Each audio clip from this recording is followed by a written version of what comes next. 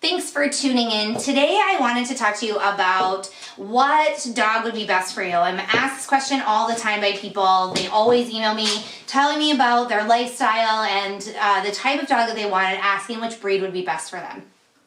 Absolute kudos to you if that is what you're thinking, because you certainly want to put a lot of thought into the dog that you're going to adopt before you adopt it. Now, a lot of people go based on breed, and that's not always the best way to go. People like the look of a certain breed or the size, but there are a lot of other things to think about, and breed is certainly not the only one, especially if you're considering adopting a dog from a rescue organization. The likelihood of getting a purebred dog is pretty slim. So the things you really want to consider, number one is size. Now, Molly is about 30 pounds.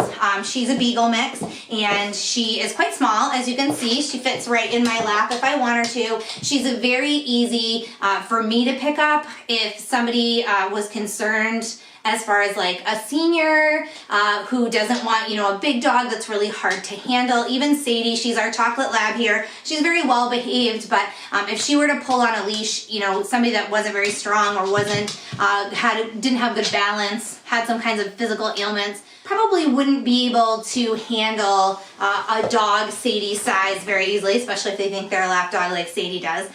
So size is a big factor, and certainly the first thing you want to think about. So there are medium-sized dogs like Molly, larger breeds like Sadie, and then you can get the small breeds, Chihuahuas, Yorkies. There are a lot of teacup breeds, miniature breeds that are very small, 10 pounds, sometimes less than that.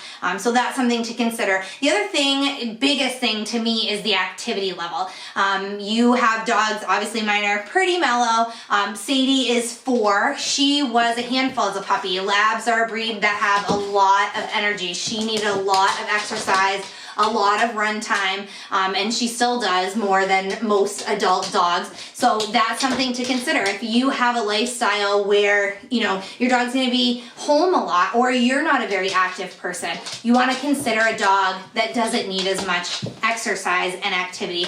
The other thing, and Sadie's breed again comes to mind, the labs, the physical maintenance of a dog is something that a lot of people don't consider. Sadie sheds a lot. Labs are known for their shedding. Breeds like Huskies shed a lot.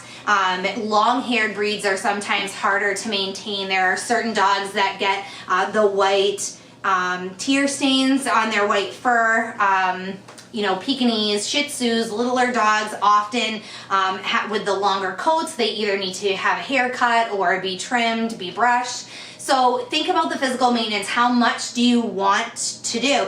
Molly is pretty basic. She needs her nails trimmed. She needs her ears cleaned. She needs a bath once in a while. But as far as daily maintenance, she's really not requiring a lot. So that's something to definitely consider.